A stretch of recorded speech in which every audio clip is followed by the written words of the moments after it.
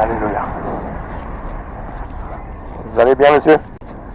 Vous connaissez le message de l'évangile? Quoi? Tu connais le message de l'évangile? Non.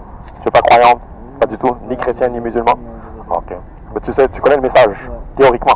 ouais. Ok, c'est juste que tu ne l'as pas accepté. Ouais, c'est ça. Ben, ma mère. Ta mère l'a accepté. Oui. Tu sais que moi qui te parle, j'étais athée avant, hein, comme toi. Mais je me suis retrouvé dans ce lieu d'enfer. Moi, je pensais que c'était des histoires, mais moi-même, je m'y suis retrouvé. Et je veux que tu saches que c'est une réalité. Ouais. Bon. Ben, je crois aux anges, je crois au paradis, à l'enfer plutôt. Ok. Mais il n'y a rien de plus honnêtement.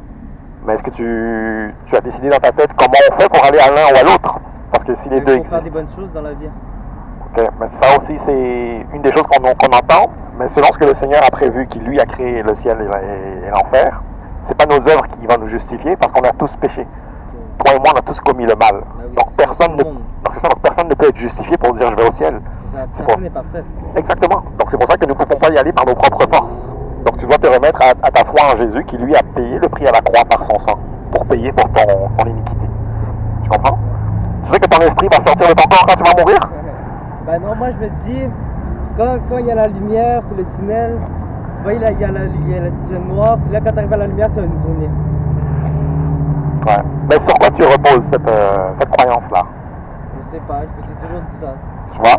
Mais là aussi, c'est un autre aspect, c'est que nous avons notre propre façon de concevoir les choses. Mais si moi j'ai une autre conception des choses, comment on fait pour choisir entre la tienne et la mienne, tu vois? C'est là où il y a une difficulté. C'est ça. Et c'est là que le Seigneur qui a tout créé veut que nous nous humilions pour dire, ben ça va marcher comme toi tu l'as prévu, Seigneur. Tu vois? Donc là, tu es jeune, tu as la force, Ben ouais. tu peux même te croire invincible et immortel. J'étais comme ça à ton âge. Ben oui. Mais on prend de l'âge et on se rend compte de notre fragilité. Ben ouais, notre maturité aussi, là. Ouais. Donc, c'est ça, je te donne un témoignage de quelqu'un qui l'a vécu, hein. Le Seigneur m'a visité dans ma chambre, il m'a délivré du péché. Si tu meurs dans ton péché, c'est l'enfer. Ben ouais. Il faut que tu le saches. Ben oui. Ok. Faut l'assumer.